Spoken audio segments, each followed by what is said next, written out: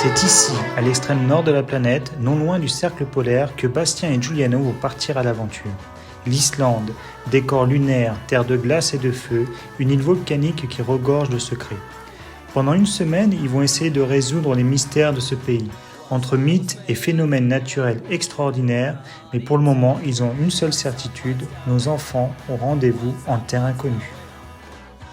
Since the week of 3, been coming on to me. Hey Jay, what's happening? Hey you, what's happening?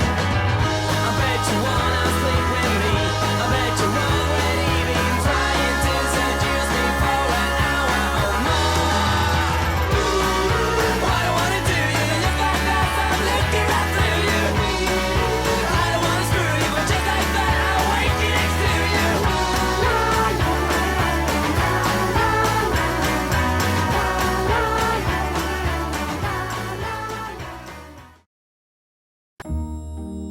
Aujourd'hui, nous poursuivons l'exploration d'un site réputé, le Cercle d'Or, qui exprime encore la grandeur, la force et la majesté de ce pays.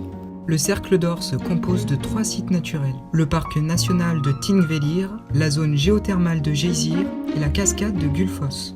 Nous commençons par une randonnée, seule au monde, où s'étend à perte de vue un vaste désert blanc. Un énorme terrain de jeu fait de glace et de neige. Qui dit aventure dit randonnée sans indication, uniquement une boussole. Enfin, l'application boussole, tu veux dire ? Oui, mais ça reste une aventure. On a même dû traverser une rivière glaciale et braver tous les obstacles.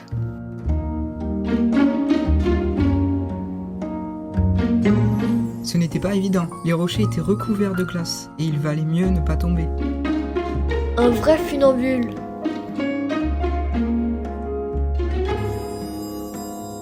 La météo, souvent capricieuse, était de notre côté et nous offrait un magnifique soleil. Quelle libération une fois de l'autre côté! Il ne nous restait plus qu'une centaine de mètres pour découvrir notre prochain lieu. Une grande rivière suivie d'une cascade. Appelez Broafoss Waterfall et ne comptez pas sur moi pour traverser cet endroit.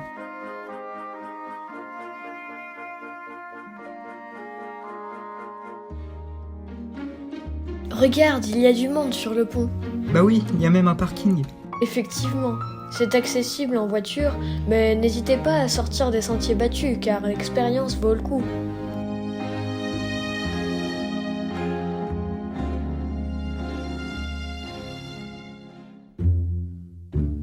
Changement d'ambiance, bienvenue à Geysir. Une autre planète, hostile, avec un sol bouillonnant et fumant. Des geysers jaillissants projetant à haute température et à haute pression de l'eau et de la vapeur. L'eau à la surface dépasse les 100 degrés. La croûte terrestre est tellement fine que tout semble prêt à exploser. La pression est tellement forte que les geysers montent jusqu'à 80 mètres avec une explosion toutes les 5 minutes environ. Non loin se trouve l'énorme cascade de Gullfoss. Haute de 32 mètres, la chute de Gullfoss est alimentée par les eaux du glacier.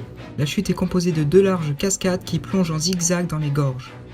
Dans un bruit assourdissant, elles produisent un nuage de vapeur scintillant. Partons dans un endroit plus calme, les îles Westman. Cet archipel est composé de 18 îles. L'île la plus au sud de l'archipel est la plus jeune du monde. Elle est née en 1963 d'une éruption volcanique.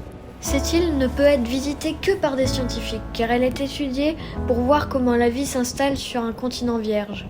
Elles sont toutes inhabitées, hormis la plus grande. Les habitants vivent principalement de la pêche.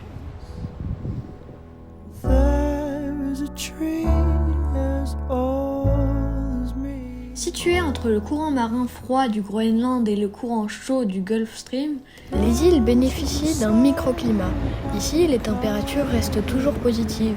Le minimum est de 1 degré. Ce phénomène provoque également une brume constante. Ce qui donne cette ambiance mystique. La faune de l'archipel est principalement représentée par des oiseaux de mer. Une trentaine d'espèces nichent dans les falaises. Dont les macaremoines qui constituent la plus importante colonie au monde avec 10 millions d'individus. Toutefois, si vous venez voir ces oiseaux symboliques de l'Islande, évitez de voyager l'hiver car ils migrent.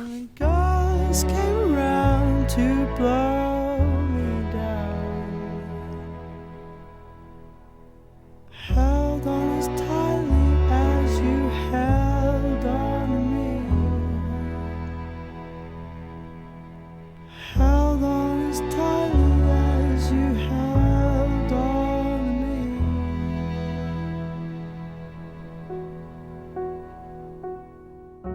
Ce volcan appelé la Montagne de Feu est né subitement le 23 janvier 1973 en pleine nuit. Juste à côté des habitations, en prenant de court la population qui dut évacuer l'île. Ce fut spectaculaire, mais fort heureusement, aucune victime n'a été à déplorer.